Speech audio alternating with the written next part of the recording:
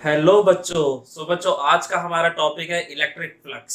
और मैं हूं आपके सामने Deepak Yadav, faculty of physics, extra mind tutorial. स्वागत करते हैं आपके अपने YouTube channel Yadav sir physics वाले। बच्चों, आज का जो हमारा टॉपिक है बड़ा ही मजेदार होने वाला है। एक बार हम लोग उस टॉपिक की तरफ बढ़ते हैं बगैर आपका टाइम वेस्ट किए। बच्चों, हमारा आज का टॉपिक है इलेक्ट्रिक फ्लक्स। ठीक है। अब इस टॉपिक को डिस्कस करने से पहले हमें कुछ बेसिक चीजों का पता होना चाहिए, और उसमें जो सबसे पहला पॉइंट आता है वो है एरिया वेक्टर, कि भाई एरिया वेक्टर क्या होता है। अगर मैं बात करता हूँ एरिया वेक्टर की, तो देखो, आप एरिया वेक्टर सुनते ही थोड़ा सा अजीब सा फील कर रहे हो, ये एरिया कैसे वेक्टर हो गया। आज तक तो बचपन से पढ़ा था स्केलर क्वांटिटी है, यही सोच रहे होंगे ना आप लोग। बट बच्चों, कभी कभी हम एरिया को एज अ वेक्टर क्वांटिटी भी ट्रीट करते हैं। और वो कब करते हैं तो अभी आपको इस एग्जांपल से समझ में आ जाएगा। जैसे अगर मैं बोलता हूं कि सपोज दैट मेरे पास कोई रिंग है। ठीक है। ये एक रिंग है, और ऊपर से टोटी चल रही है, यानी टैप आपने खोल दिया तो पानी गिर रहा है। तो अभी अगर आपका रिंग ऐसे रखा हुआ है, तो आप देखेंगे कि इस रिंग के through maximum amount of water जो है वो फ्लो कर रहा है। ठीक है। अच्छा जी। अभी इसी रिंग को मैं इस पोजीशन से हटा के अगर ऐसे कर दूं, तो क्या इस रिंग से कोई भी पानी पास हो पाएगा? तो नहीं हो पाएगा। क्यों? क्योंकि भाई भले ही एरिया दोनों केसेस में सेम था, लेकिन चेंज क्या आया? ओरिएंटेशन में, यानी डायरेक्शन में इसकी चेंज आ गया। पहले आपका जो रिंग था वो इस तरीके से था, अभी मैंने रिंग को ऐसे कर दिया है। यानी कई बार सिचुएशन ऐसी होती है कि एरिया के मैग्नीट्यूड के साथ साथ उसकी डायरेक्शन भी इंपॉर्टेंट हो जाती है। और ऐसे केसेस में हम लोग एरिया को as a vector quantity treat करते हैं। ठीक है। तो इतनी बात समझ में आ गई होगी कि आपको एरिया को आपको वेक्टर कब ट्रीट करना है, तो जब उसके मैग्नीट्यूड के साथ साथ उसके डायरेक्शन की भी अपनी इंपॉर्टेंस हो। अदरवाइज तो आप देख सकते हैं कि चाहे रिंग मैंने ऐसे रखा था और चाहे रिंग को मैंने ऐसे रख दिया था, दोनों ही केसेस में रिंग का मैग्नीट्यूड तो सेम था, लेकिन पानी हर बार अलग अमाउंट फ्लो कर रहा था। पहले ऐसे था तो maximum amount of water flow कर रहा था। जब उसी रिंग को मैंने ऐसे से उठाकर ऐसे रख दिया, तो इसके थ्रू फ्लो करने वाला पानी अपने आप कम हो गया। ठीक है। या ये कह सकते हो कोई भी पानी फ्लो नहीं कर रहा। तो जैसे जैसे मैं इस रिंग की डायरेक्शन को चेंज करूंगा, इसके थ्रू फ्लो करने वाला वाटर का जो अमाउंट है वो अपने आप चेंज होता चला जाएगा। यानी यहाँ डायरेक्शन के सॉरी मैग्नीट्यूड के साथ साथ डायरेक्शन का भी अपना इंपॉर्टेंस है। तो उस केसेस में हम एरिया को as a vector quantity treat करते हैं।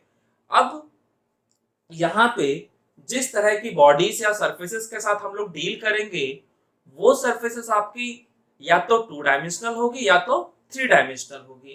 ठीक है। और टू डायमेंशनल बॉडीज को हम लोग ओपन सरफेसेस कहते हैं, और थ्री डायमेंशनल बॉडीज को हम लोग क्लोज्ड सरफेसेस कहते हैं। तो फर्स्ट ऑफ ऑल हम डिस्कस बात करते हैं टू डायमेंशनल सरफेसेस का, यानी कि क्लोज्ड सरफेसेस का। अगर मैं बात करता हूं क्लोज्ड सरफेस की, कि भाई सॉरी, फर्स्ट ऑफ ऑल जो हम डिस्कस करेंगे वो है ओपन सरफेस। ओपन सरफेस, इसी को हम लोग 2D भी कह देते हैं, टू डायमेंशनल सरफेस। ठीक है बच्चों। टू डायमेंशनल सरफेसेस में आपका क्या हो सकता है? तो ये एक स्क्वायर सीट हो सकती है इस तरीके से, ये आपका रिंग हो सकता है। ठीक है। इस तरह से कोई भी चीज जिसका आप एरिया निकालते हो वो सारी चीजें आपका टू डायमेंशनल हो सकती है, जिसका वॉल्यूम ना निकले और सिर्फ एरिया ही निकले, तो वो सारी की सारी चीजें जो है आपकी वो टू डायमेंशनल होती हैं। ठीक है।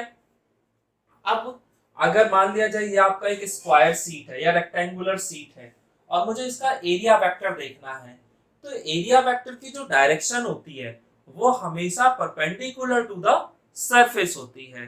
ठीक है। यानी सरफेस के परपेंडिकुलर होगी। अब अगर ये एक स्क्वायर सीट में मान लूं या रेक्टेंगुलर सीट में मान लूं, तो इस पे जो परपेंडिकुलर्स हो सकते हैं वो तो दो हो सकते हैं भाई। एक परपेंडिकुलर आपका ऊपर की तरफ और एक परपेंडिकुलर नीचे की तरफ।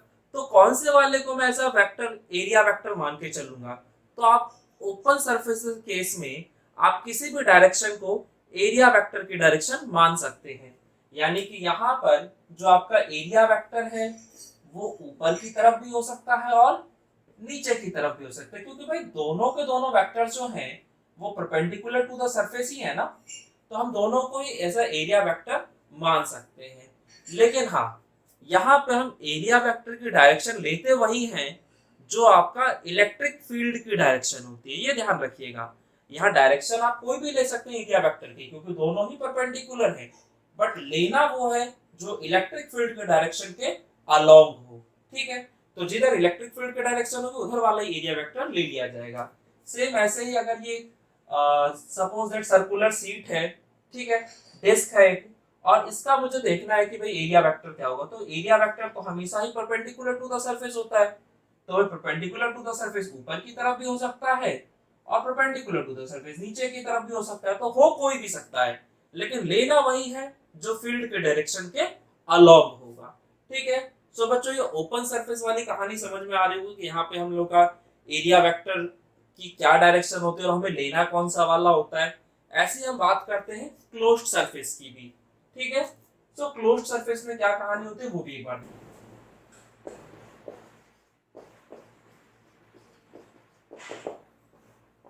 तो बच्चों हम बात कर रहे हैं क्लोज्ड सरफेस की। अब क्लोज्ड सरफेस क्या हो सकता है, तो क्लोज्ड सरफेस वो कोई भी बॉडी जिसका आप लोग वॉल्यूम निकाल सकते हो, उसे आप लोग क्लोज्ड सरफेस कहते हैं। ठीक है, यानी कि 3D सरफेसेस। तो क्लोज्ड सरफेस या फिर इसको हम दूसरा नाम भी दे सकते हैं 3D सरफेस, 3D सरफेस। ठीक है, तो ये आपका दोनों तरह का सरफेस हो सकता है। अब जैसे अगर मैं कहता हूं कि मान लेते हैं कि ये एक क्यूबिकल बॉडी है,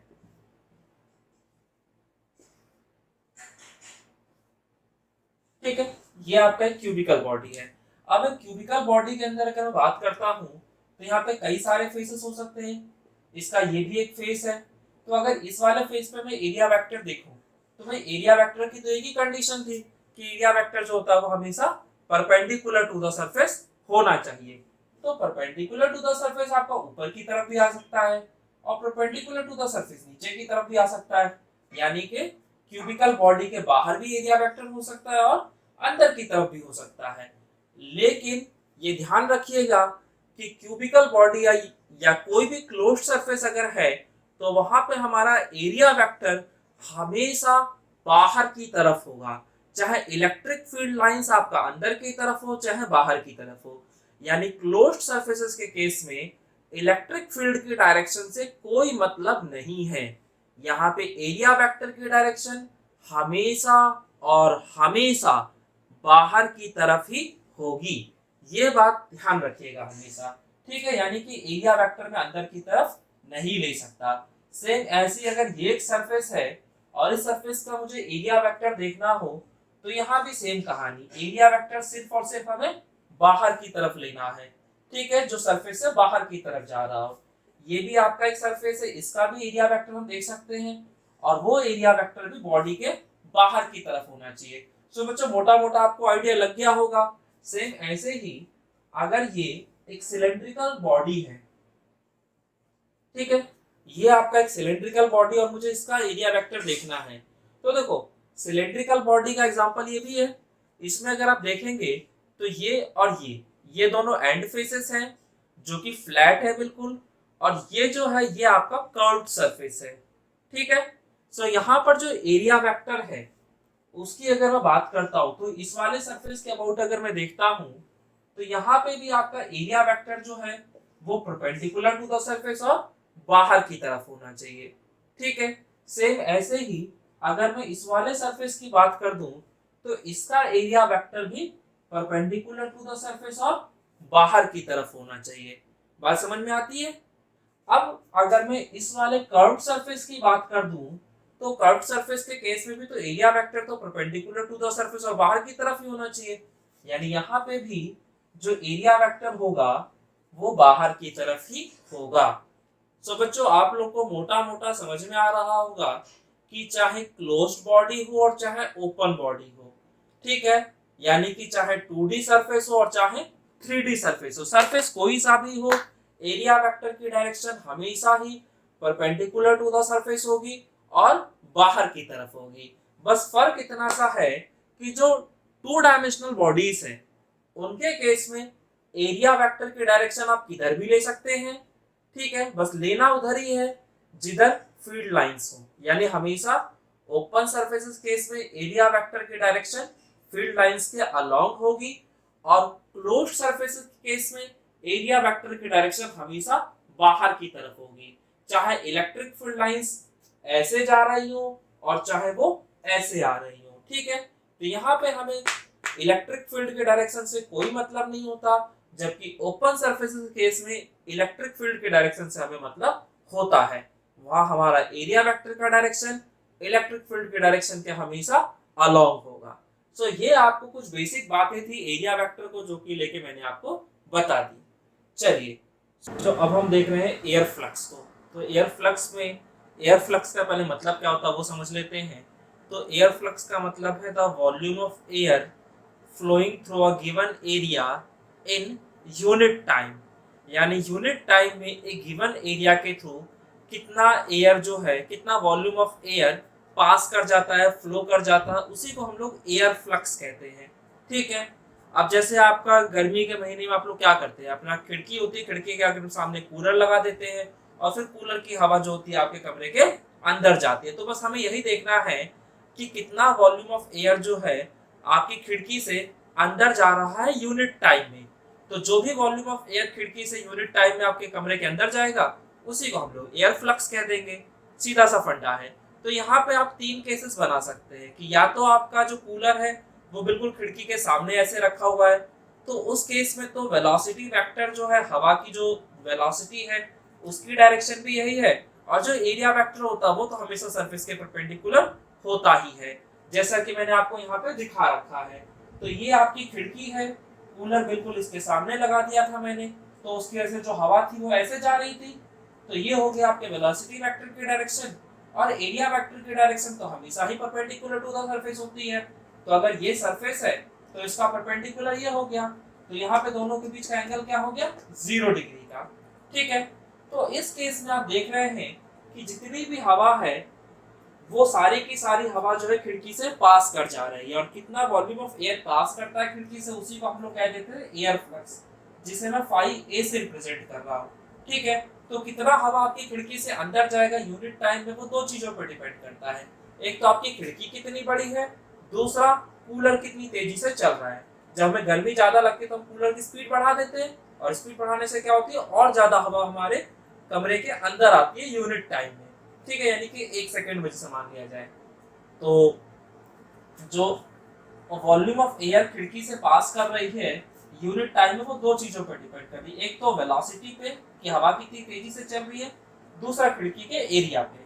ठीक है, कि भाई खिड़की कितनी बड़ी है, तो इन दोनों चीजों पे। तो ये हमारा एयर फ्लक्स का यहाँ से फॉर्मूला बन गया, एक मोटा मोटा सा।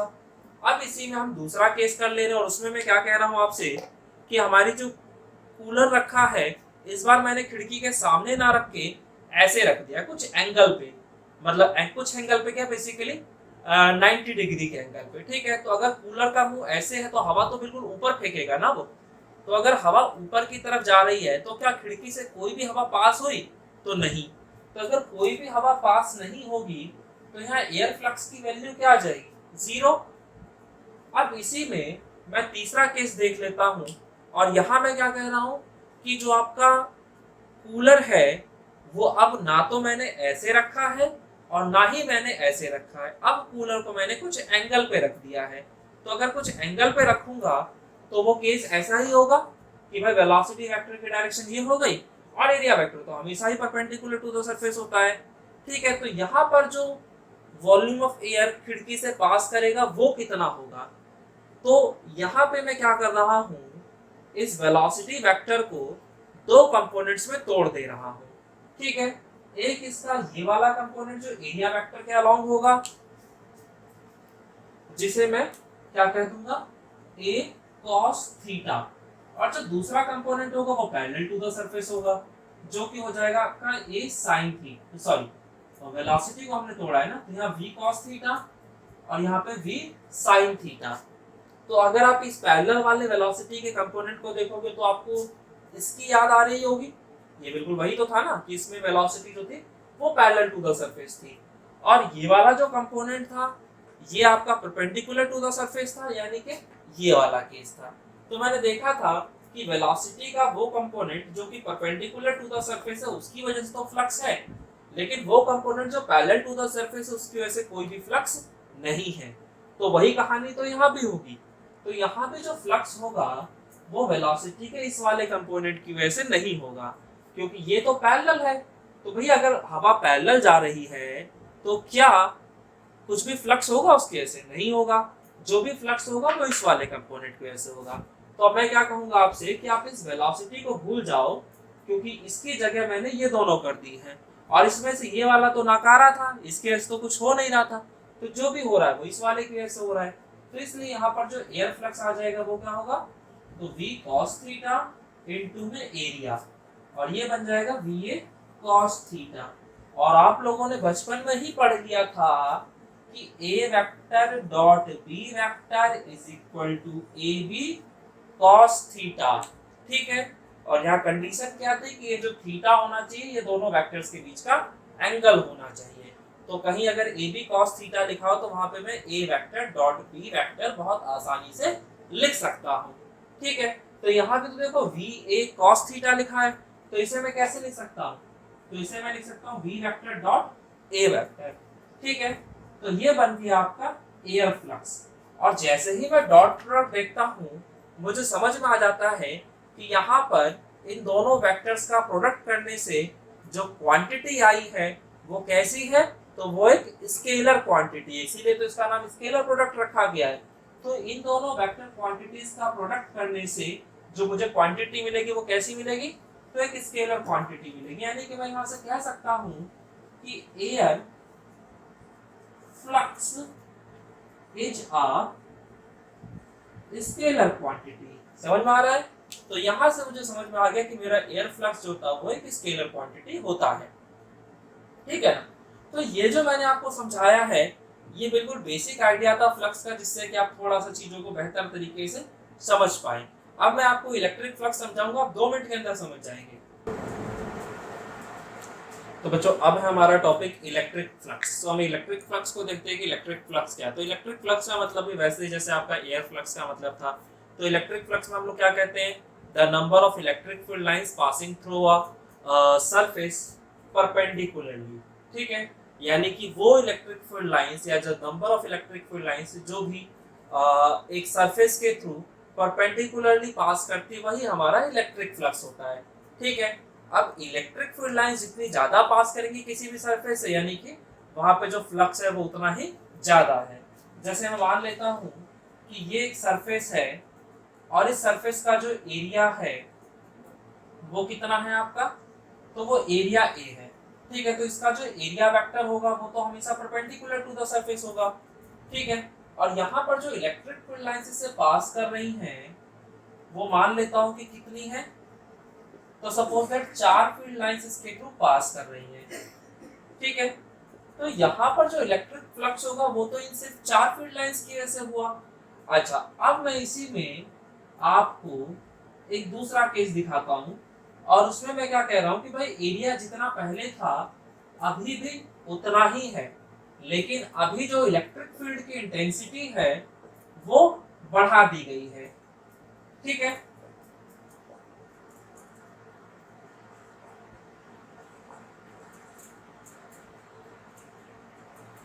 तो ये है हमारा केस। तो अभी आप देख सकते हैं कि पहले जो फ्लक्स था और अभी जो फ्लक्स होगा उसमें अंतर आ चुका होगा। भाई पहले ये जो सरफेस था इसके थ्रू जो number of field lines pass कर रही थी परपेंडिकुलरली वो कम थी, और अभी जो number of field lines pass कर रही सरफेस के थ्रू वो ज्यादा हो गई, यानी कि जो इलेक्ट्रिक फ्लक्स होगा वो भी ज्यादा हो जाएगा। तो मैं यहाँ से कह सकता हूँ कि इलेक्ट्रिक फ्लक्स की जो वैल्यू होती है वो डिपेंड करती है इलेक्ट्रिक फील्ड इंटेंसिटी पे, यानी कि जितना ज्यादा इलेक्ट्रिक फील्ड होगा वहां पे फ्लक्स भी उतना ही ज्यादा होगा। तो ये मेरे को यहाँ से पॉइंट मिल गया कि भाई मेरा जो इलेक्ट्रिक फ्लक्स होता है वो डायरेक्टली प्रोपोर्शनल होता है इलेक्ट्रिक फील्ड इंटेंसिटी के। तो बच्चों अब हम इसका दूसरा केस देखते हैं। उसमें मैंने क्या कहा था? पहले तो मैंने क्या किया था कि इलेक्ट्रिक फील्ड को बढ़ाया था। इस बार इलेक्ट्रिक फील्ड को मैं कांस्टेंट रख रहा हूँ, यानी जैसा इलेक्ट्रिक फील्ड पहले था वैसा ही इलेक्ट्रिक फील्ड अभी भी है, बस फर्क आ गया है सरफेस के एरिया पे। पहले सरफेस आप देख रहे छोटा सा था और अभी सरफेस जो है वो बड़ा हो गया है। तो इस केस में मैं क्या देख रहा हूँ कि जो मेरा इलेक्ट्रिक फ्लक्स है वो बढ़ गया होगा।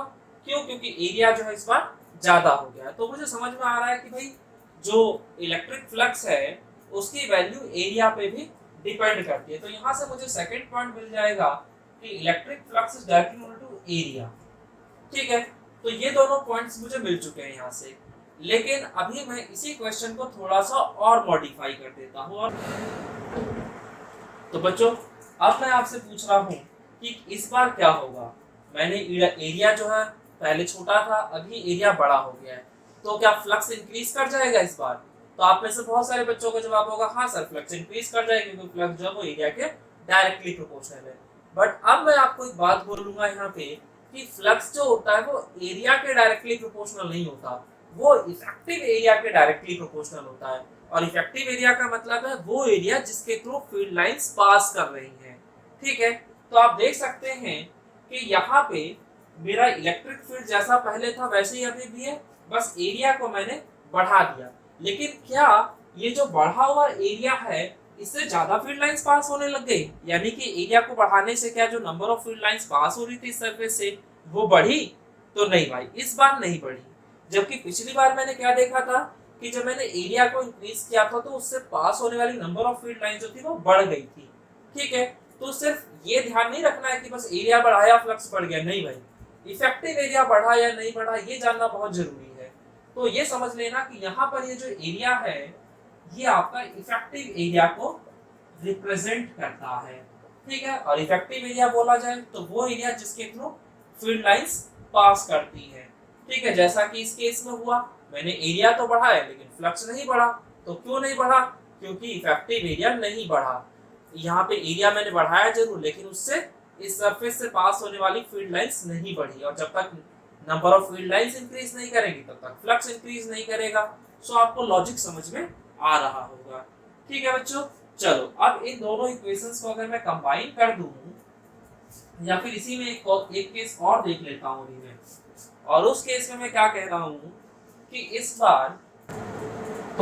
बार मैं क्या कर रहा हूं, अलग से देख रहा हूं एक केस, और इसमें मैं कह रहा हूं कि भाई जो मेरा एरिया वेक्टर है वो ये है और इलेक्ट्रिक फील्ड लाइंस जो है इस बार कुछ एंगल पे है, और वो एंगल कितना है? Theta angle. तो इस बार जो फ्लक्स होगा वो किसकी वजह से होगा? क्या इसकी वजह से होगा ये जो इलेक्ट्रिक फील्ड है? तो नहीं भाई, मैंने जो डेफिनेशन पढ़ी थी इलेक्ट्रिक फ्लक्स की उसमें कहता था कि the number of field lines passing through a surface perpendicularly, यानी कि वो फील्ड लाइंस जो परपेंडिकुलरली पास करें उनकी वजह से फ्लक्स देखा जाता है। तो ये जो इलेक्ट्रिक फील्ड है इसकी डायरेक्शन तो ये, यानी कि यहाँ पे जो फील्ड लाइंस है वो ऐसे कुछ एंगल पे हैं, तो मुझे उनकी वजह से फ्लक्स नहीं देखना है, मुझे उनकी वजह से फ्लक्स देखना है जो कि परपेंडिकुलर टू द सरफेस हो। तो मुझे क्या करना चाहिए? इस इलेक्ट्रिक फील्ड को दो कंपोनेंट्स में तोड़ लेना चाहिए। ठीक है, तो अगर आप इसको तोड़ेंगे तो यहाँ पे एक कंपोनेंट ये हो जाएगा जिसे आप ई कॉस थीटा कहेंगे, और दूसरा कंपोनेंट ये हो जाएगा जिसे आप ई साइन थीटा कहेंगे। अब जो हमारी डेफिनेशन थी वो तो कहती थी कि भाई मुझे इलेक्ट्रिक फील्ड का वो वाला कंपोनेंट चाहिए जो कि परपेंडिकुलर टू द सरफेस हो। तो परपेंडिकुलर टू द सरफेस तो यही है, तो जो इलेक्ट्रिक फ्लक्स होगा वो इसकी वजह से होगा। ठीक है, सो यहाँ पर जो इलेक्ट्रिक फ्लक्स आ रहा है वो किसकी वजह से आ रहा है? तो वो आ रहा है ई कॉस थीटा और ये जो एरिया है इसकी वजह से। तो अगर इन दोनों को आप कंबाइन कर रहे हैं तो आपका क्या आ जाएगा? ई ए कॉस थीटा, और जहां भी ए बी कॉस थीटा वहां होता है वहां क्या लिख देते हैं? ए वेक्टर डॉट बी वेक्टर। तो ये आपका जो इलेक्ट्रिक फ्लक्स आया वो आ गया ई वेक्टर डॉट ए वेक्टर। तो यहां से मुझे समझ में आया कि मेरा जो इलेक्ट्रिक फ्लक्स है वो कैसा क्वांटिटी है? तो electric flux is a scalar quantity. तो इलेक्ट्रिक फ्लक्स जो हमारा वो एक स्केलर क्वांटिटी है। सो ये आपको मोटा मोटा कंसेप्ट समझ में आ गया होगा। ठीक है, चलिए अब इसी में हम कुछ और बातें कर लेते हैं।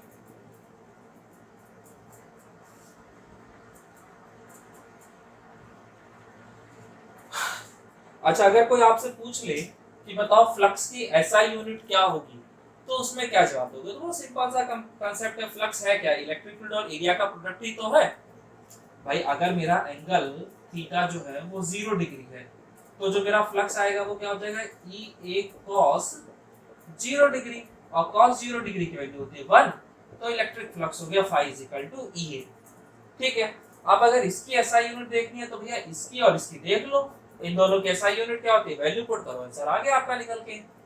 तो इलेक्ट्रिक फील्ड की एसआई यूनिट क्या होती है, तो भाई इलेक्ट्रिक फील्ड का फॉर्मूला था force experienced by the test charge यानी F/Q0। तो फोर्स को हम लोग नापते थे न्यूटन में और चार्ज को नापा जाता था कूलम में, और जो एरिया होता है उसको नापा जाता है मीटर स्क्वायर में। तो यहाँ से जो मेरी एसआई यूनिट बनेगी वो बन जाएगी न्यूटन मीटर स्क्वायर पर कूलम। ठीक है, तो ये हमारा इलेक्ट्रिक फ्लक्स का एसआई यूनिट निकल के आ गया। सेम ऐसे आप इसका डायमेंशनल फॉर्मूला भी निकाल सकते हैं। डायमेंशनल फॉर्मूला निकालना कोई बड़ी बात तो नहीं है, तो अगर डायमेंशनल फॉर्मूला कोई पूछे आपसे तो आप आसानी से कर सकते हैं। तो इलेक्ट्रिक फ्लक्स का डायमेंशनल फॉर्मूला क्या होगा, तो मैंने बताया था डायमेंशनल फॉर्मूला एक ऐसा फॉर्मूला होता है जिसके अंदर हम लोग ये देखते हैं कि जो हमारी फिजिकल क्वांटिटी है वो किन किन फंडामेंटल क्वांटिटीज पर डिपेंड करती है और किस हद तक डिपेंड करती है, यानी पावर क्या है उनकी। ठीक है, तो हमें पता है कि हमारे पास 7 ही फंडामेंटल क्वांटिटीज हैं, तो क्या हमारा इलेक्ट्रिक फील्ड जो है वो एक फंडामेंटल क्वांटिटी नहीं, तो हमें इसे चेंज करना पड़ेगा, और एरिया को भी हमें चेंज करना पड़ेगा, तो दोनों को ही हमें चेंज करना पड़ेगा। ठीक है, तो फ्लक्स का बेसिक फॉर्मूला था इलेक्ट्रिक फील्ड इनटू में एरिया, और इलेक्ट्रिक फील्ड को मैं लिख सकता हूँ फोर्स अपॉन में चार्ज, और एरिया को हम लिख सकते हैं लेंथ इनटू ब्रेड्थ, अगर आप रेक्टेंगल मान लेते हैं तो। अब फोर्स क्या फंडामेंटल क्वांटिटी नहीं, तो इसे भी चेंज करना पड़ेगा, तो इसे मैं लिख सकता हूँ मास इनटू एक्सेलरेशन। लेंथ जो है वो भी फंडामेंटल क्वांटिटी, और ब्रेड्थ जो होती है वो भी तो एक तरह की लेंथ ही होती है, तो यहाँ दोनों ही जगह में काम करता हूँ, लेंथ इनटू लेंथ कर देता हूँ। ठीक है, तो ये दोनों तो फंडामेंटल है, तो इनको मैंने चेंज नहीं किया। मास फंडामेंटल, हाँ भी मास तो फंडामेंटल है, लेकिन क्या एक्सेलरेशन फंडामेंटल है, नहीं, तो एक्सेलरेशन को मुझे चेंज करना पड़ेगा। ठीक है, और चेंज करने से छोड़ो, अब इतना तो आसान बन गया ना, इसके बाद हम सीधा इनकी यूनिट्स लिख देते हैं। तो मास की यूनिट होती है किलोग्राम, एक्सेलरेशन को नापा जाता है मीटर पर सेकंड स्क्वायर में, बाकी ये लेंथ है तो इसको नापते हैं हम मीटर में। ठीक है, तो यहाँ से क्या बन गया, किलोग्राम, मीटर की पावर 3 आ गई और सेकंड की पावर -2।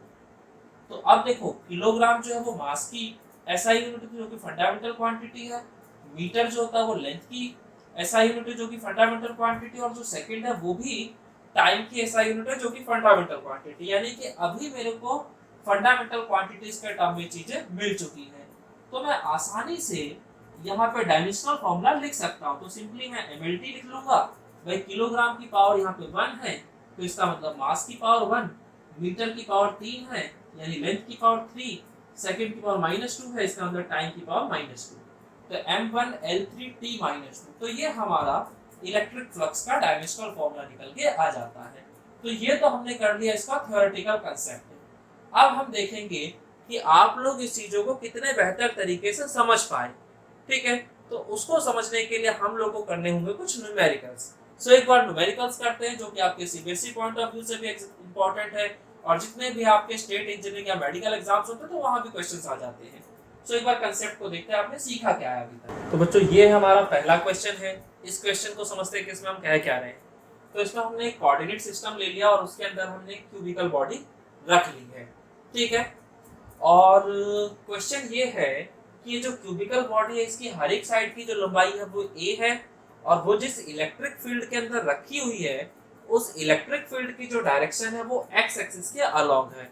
और हमसे पूछा क्या जा रहा है कि आप यहाँ पर ये जो क्यूबिकल बॉडी है इसके top face, bottom face, left, right, front, rear, इन सभी फेसेस के थ्रू फ्लक्स की वैल्यू बताइए कि फ्लक्स की वैल्यू होगी क्या। ठीक है, सो मुझे फ्लक्स बताना है कि फ्लक्स होगा क्या। तो अगर मैं टॉप वाली सरफेस की बात कर दूं तो टॉप वाली सरफेस तो ये है आपकी, तो इसके थ्रू फ्लक्स क्या होगा। तो फ्लक्स देखना है तो सीधा सा फॉर्मूला था E vector dot A vector, यानी कि EA cos थीटा, यही हमारा बेसिक फॉर्मूला था। भाई इलेक्ट्रिक फील्ड की डायरेक्शन ये है, ठीक है, और एरिया वेक्टर की जो डायरेक्शन होती है वो हमेशा ही परपेंडिकुलर टू द सरफेस होती है और बाहर की तरफ होती है फॉर अ क्लोज्ड सरफेस। तो ये क्लोज्ड बॉडी है तो इसके लिए एरिया वेक्टर की डायरेक्शन ऊपर की तरफ हो गई और इलेक्ट्रिक फील्ड की जो डायरेक्शन थी वो एक्स एक्सिस के अलोंग थी। तो ये आपका एक्स एक्सिस है, तो मैंने डायरेक्शन ये दिखा दी। और दोनों के बीच का एंगल क्या बन जाता है यहाँ पे 90 डिग्री। तो जैसे ही मैं यहाँ पे थीटा की जगह 90 डिग्री रखूंगा, cos 90 की वैल्यू 0, तो यानी कि मेरा जो इलेक्ट्रिक फ्लक्स आएगा टॉप फेस के साथ वो 0 आ जाएगा। सेम ऐसे ही अगर कोई पूछ रहा है कि बॉटम फेस के लिए बताइए, तो ये आपका बॉटम फेस हो गया, इसके थ्रू इलेक्ट्रिक फ्लक्स क्या होगा। तो यहाँ पे भी भाई एरिया वेक्टर देखना होगा, इलेक्ट्रिक फील्ड की डायरेक्शन देखनी होगी। सो एरिया वेक्टर की डायरेक्शन नीचे की तरफ और इलेक्ट्रिक फील्ड की डायरेक्शन एक्स एक्सिस के अलोंग। तो यहाँ भी जो एंगल बन रहा है वो 90 डिग्री का बन रहा है। तो जो बॉटम फेस है उसके थ्रू जो फ्लक्स आ गया वो आ गया EA cos 90 डिग्री, और cos 90 की वैल्यू 0। तो बॉटम वाली जो सरफेस थी उसके थ्रू जो इलेक्ट्रिक फ्लक्स आ गया वो भी आपका 0 आ गया है। ठीक है, ऐसे ही कोई आपसे राइट फेस के लिए भी पूछ सकता है और कोई आपके लेफ्ट फेस के लिए भी पूछ सकता है। सो अगर राइट फेस की बात कर दी जाए तो ये आपका राइट फेस था, तो इसके थ्रू अगर फ्लक्स पूछा जा रहा है तो यहाँ भी सेम कहानी। आप पहले देखिए कि एरिया वेक्टर की डायरेक्शन क्या होगी, तो भाई वो तो परपेंडिकुलर टू द सरफेस और बाहर की तरफ ही होगी, तो वो ये हो गया। और इलेक्ट्रिक फील्ड जो है वो आपका एक्स एक्सिस के अलोंग है, तो वो आपने ये दिखा दिया। तो इन दोनों के बीच एंगल क्या बन रहा है 0 डिग्री। तो अगर 0 डिग्री का एंगल बन रहा है तो यहाँ हम क्या लिखेंगे EA cos 0 डिग्री, और cos 0 डिग्री की वैल्यू 1 हो गई। तो यहाँ हमारा राइट फेस के थ्रू जो इलेक्ट्रिक फ्लक्स आएगा वो EA आ जाएगा। अब एरिया की जगह आप चाहो तो साइड का स्क्वायर लिख सकते हो, यानी ए स्क्वायर, तो एरिया की जगह ए स्क्वायर लिख सकते हो, तो वो आपका आंसर आ जाएगा। तो ये राइट फेस हो गया। सेम ऐसे ही आपसे कोई लेफ्ट फेस के लिए पूछ सकता है, तो लेफ्ट फेस के केस में कहानी तो वही होगी भाई, एरिया वेक्टर आपका बाहर की तरफ और इलेक्ट्रिक फील्ड लाइन जो थी वो पॉजिटिव एक्स एक्सिस के अलोंग थी। तो ये आपका पॉजिटिव एक्स एक्सिस, तो एंगल ये दिखा दिया मैंने। अब यहाँ पे भी आपको साफ साफ दिख रहा होगा एंगल बन रहा है 180 का, और cos 180 की वैल्यू होती है, तो cos 180 की वैल्यू क्या होती है, तो वो होती है -1। तो यहां से जो इलेक्ट्रिक फ्लक्स आ जाएगा वो माइनस का EA आ जाएगा। सो खेल समझ में आ रहा है। ऐसे ही आपसे पूछा जाएगा कि फ्रंट फेस के लिए बताइए और रियर फेस मतलब पीछे वाला जो फेस है। तो अगर आप फ्रंट फेस की बात करते हैं तो उसका जो एरिया वेक्टर होगा वो ये होगा, और इलेक्ट्रिक फील्ड की जो डायरेक्शन थी वो एक्स एक्सिस के अलोंग थी, यानी कि ये। तो यहाँ एंगल जो बना वो कितने का बन गया 90 का, और cos 90 की वैल्यू 0, तो इलेक्ट्रिक फ्लक्स 0। तो जो कहानी आपके फ्रंट फेस पे हो रही होगी सेम कहानी तो आपके रियर फेस पे भी हो रही होगी, तो वहां भी इलेक्ट्रिक फ्लक्स आपका 0 आ जाएगा। ठीक है, तो ये आपका मैंने एक बेसिक सा क्वेश्चन करा जिससे कि आपका थोड़ा सा कंसेप्ट डेवलप हुआ होगा। सेम इसी उसमें हम लोग एक दूसरा क्वेश्चन भी देखते हैं।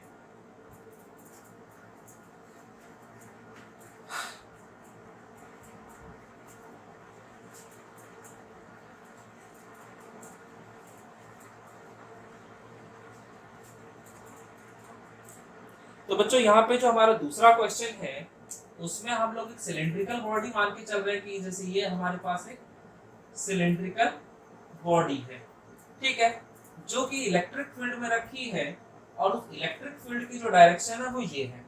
और आपसे बस इतना पूछ लिया गया है कि बताइए ये जो सिलेंड्रिकल बॉडी है इसके जो दोनों एंड फेसेस हैं और जो कर्व्ड सरफेस है उसके थ्रू इलेक्ट्रिक फ्लक्स की क्या वैल्यू होगी।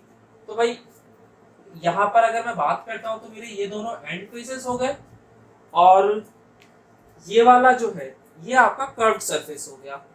तो अगर आप एंड फेसेस की बात कर दें तो मैंने आपको पहले ही सिखाया था कि एरिया वेक्टर जो होता है वो हमेशा परपेंडिकुलर टू द सरफेस होता है और बाहर की तरफ होता है। तो भाई एरिया वेक्टर तो आपका ये आ जाएगा, और इलेक्ट्रिक फील्ड की डायरेक्शन आपको दे रखी है ऑलरेडी कि इधर की तरफ है। तो इन दोनों के बीच एंगल क्या बन गया 180 का, और cos 180 की वैल्यू -1। तो अगर मैं इस वाले एंड फेस की बात कर रहा हूँ जिसको नाम मैंने 1 दे दिया, और इस एंड फेस को नाम 2 दे दिया, और ये जो कर्व्ड सरफेस इसको नाम दे देता हूँ 3।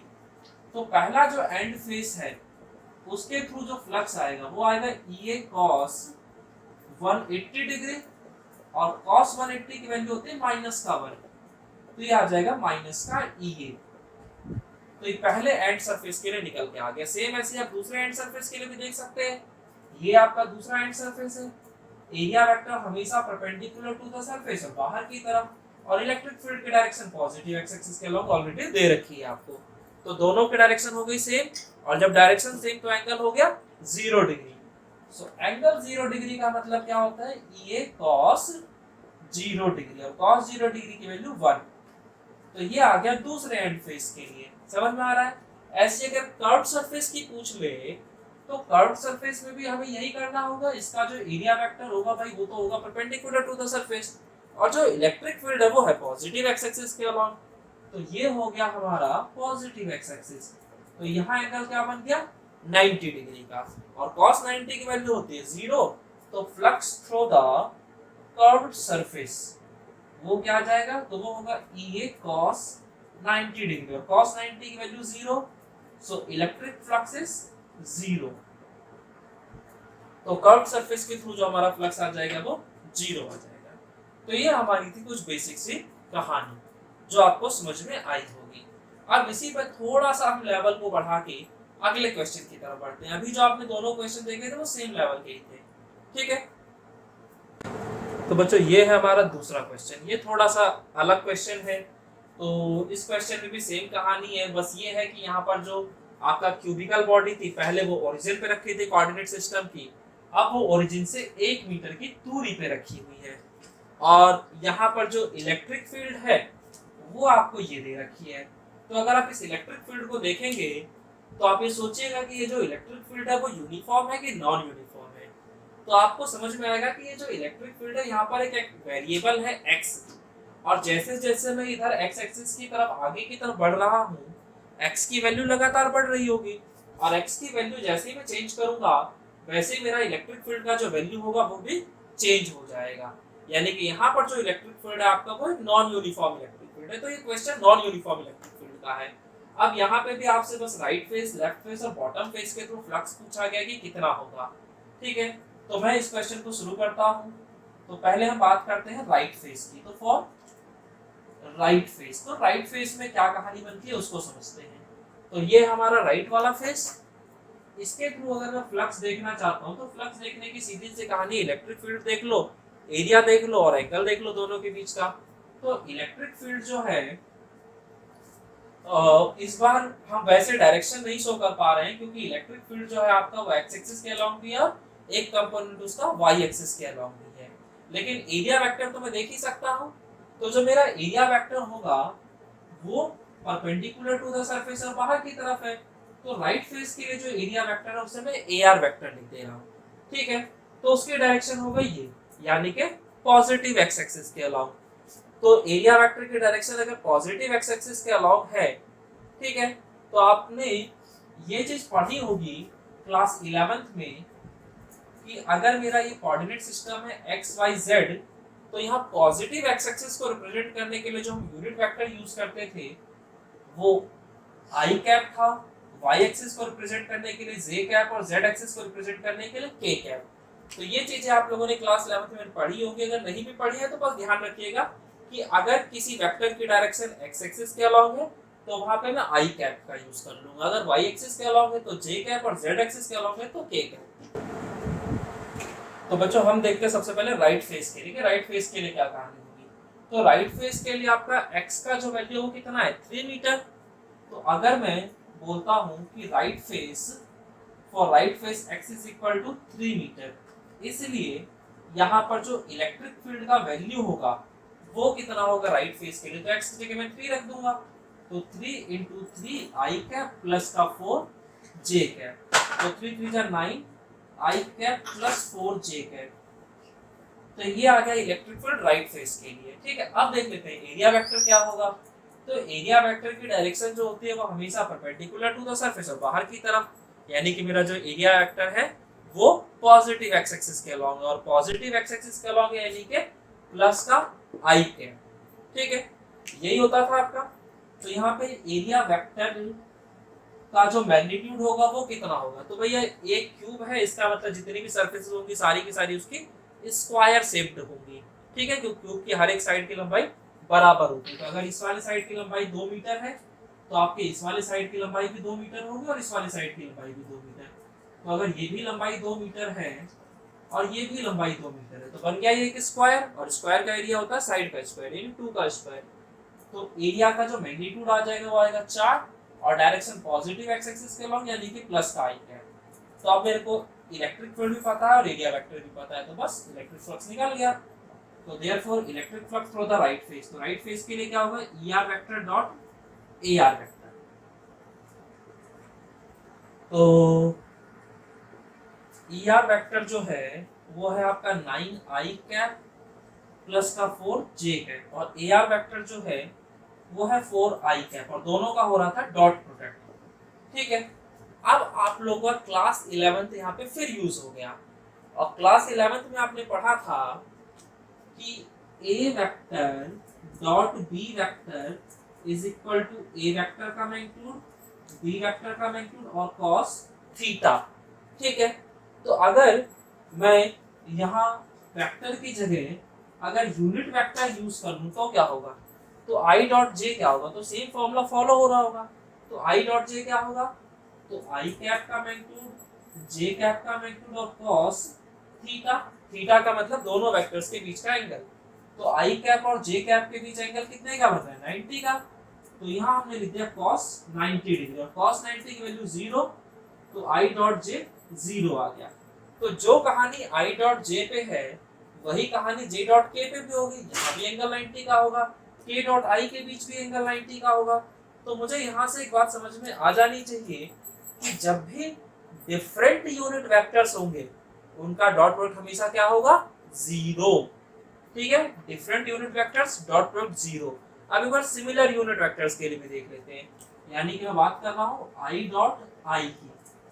तो अगर मैं इसको करता हूँ तो ए डॉट बी क्या होता है, तो ए बी कॉस थीटा, तो आई कैप का मैग्नीट्यूड और कॉस थीटा, थीटा बोले तो इन दोनों के बीच का एंगल। तो दोनों ही अगर आई कैप हैं तो दोनों ही तो एक्स एक्सिस के अलॉन्ग होंगे, तो दोनों के बीच का एंगल 0 डिग्री।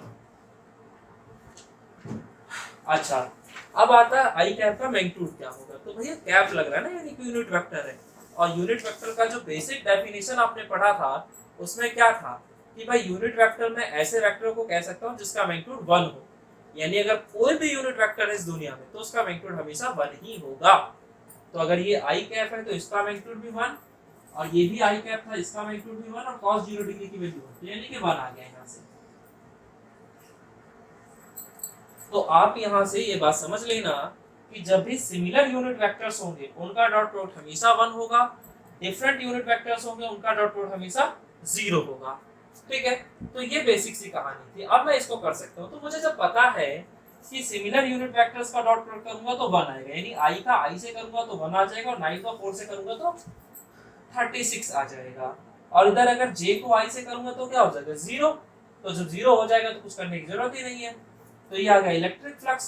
बाकी फ्लक्स जो होता है वो आपका स्केलर क्वांटिटी होती है, तो इसके साथ तो कोई वेक्टर वेक्टर तो है नहीं। अब आते हैं यूनिट की बात, तो यूनिट क्या होगी, तो न्यूटन मीटर स्क्वायर पर कूलम, तो ये इसका यूनिट हो गया। तो इस तरह से मैंने राइट फेस के लिए सॉल्व कर दिया, आप इसको नोट डाउन कर लीजिएगा वीडियो को पॉज करके। मैं लेफ्ट फेस के लिए करा रहा हूँ।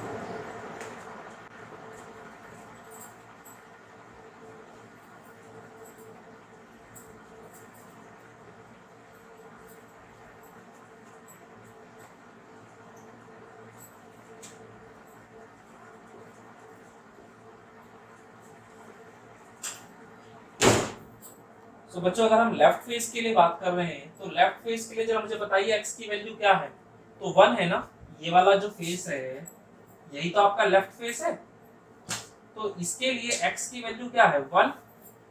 तो मैं लिख सकता हूँ for left face x is equal to 1 metre. तो अगर एक्स की वैल्यू 1 मीटर है तो यहाँ पुट कर दूँ तो इलेक्ट्रिक फील्ड का वैल्यू मिल जाएगा। तो therefore electric field for the left face क्या आ जाएगा, तो 3 × 1 आई कैप प्लस 4 जे कैप। तो यहाँ से आया 3 आई कैप प्लस 4 जे कैप। तो ये आ गया हमारा इलेक्ट्रिक फील्ड लेफ्ट फेस के लिए। इलेक्ट्रिक फील्ड मिल गया। एरिया वेक्टर की अगर मैं बात कर दूं तो एरिया वेक्टर क्या होगा, तो एरिया वेक्टर क्या होगा, तो भाई डायरेक्शन देखना बस इंपॉर्टेंट है यहाँ पे, बाकी मैग्नीट्यूड तो वही होगा जो पहले था।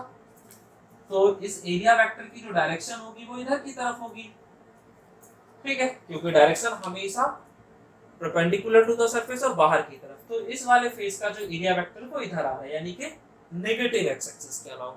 तो सोचो अगर पॉजिटिव एक्स एक्सिस को रिप्रेजेंट करने के लिए मैं प्लस का आई कैप यूज कर रहा हूँ, तो नेगेटिव एक्स एक्सिस को रिप्रेजेंट करने के लिए माइनस का आई कैप। तो यानी कि यहाँ पे जो डायरेक्शन आएगी वो माइनस का आई कैप होगी। अब बात करते हैं मैग्नीट्यूड की। तो मैग्नीट्यूड तो पहले जैसा ही होगा भाई, इसकी भी दोनों साइडों की लंबाई तो 1 मीटर ही होगी ना, तो 2 मीटर होगी। तो 2 मीटर का स्क्वायर करोगे तो 4 मीटर स्क्वायर आ जाएगा, यानी कि यहाँ पर जो एरिया वेक्टर होगा वो माइनस का 4 आई कैप होगा। अब मेरे पास इलेक्ट्रिक फील्ड भी है, एरिया वेक्टर भी है, दोनों का डॉट प्रोडक्ट करो, इलेक्ट्रिक फ्लक्स निकल के आ गया। तो EL vector dot AL vector, तो ईएल वेक्टर क्या है, तो 3 आई कैप प्लस का 4 जे कैप डॉट एएल वेक्टर क्या है, तो माइनस का 4 आई कैप। तो अब आपको पता है कि i का i से मल्टीप्लाई कर दोगे 1 आ जाएगा, और 3 को -4 से मल्टीप्लाई करोगे तो माइनस का 12 आएगा, और j का अगर आप i से करोगे तो क्या हो जाएगा 0, क्योंकि अभी बताया था डिफरेंट यूनिट वेक्टर्स का डॉट प्रोडक्ट हमेशा होता है 0। तो और फ्लक्स की जो एसआई यूनिट होती है वो होती है न्यूटन मीटर स्क्वायर पर कूलम। तो लेफ्ट फेस के लिए जो इलेक्ट्रिक फ्लक्स आ रहा है आपका वो इतना आ रहा है, ठीक है, राइट लेफ्ट हो गया। अब एक बार कौन सा हमारा बचा, बॉटम वाला फेस, तो एक बार बॉटम वाले के लिए देखते हैं, ठीक है। सो बच्चों इसको भी नोट डाउन कर लीजिएगा अपनी कॉपीज में।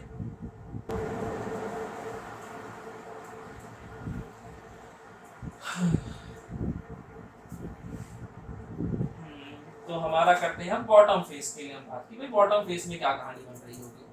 तो फॉर बॉटम फेस, तो बॉटम फेस के लिए अगर मैं बात करता हूं तो यहाँ पर जो मेरा एरिया वेक्टर होगा ये मेरा बॉटम फेस हो गया, तो यहाँ एरिया वेक्टर की डायरेक्शन हो गई आपके नीचे की तरफ, ठीक है। और इलेक्ट्रिक फील्ड की जो डायरेक्शन थी, अच्छा वो तो इलेक्ट्रिक फील्ड तो ये दे रखा सीधा सीधा, तो यहाँ पर जो एरिया वेक्टर का मैग्नीट्यूड होगा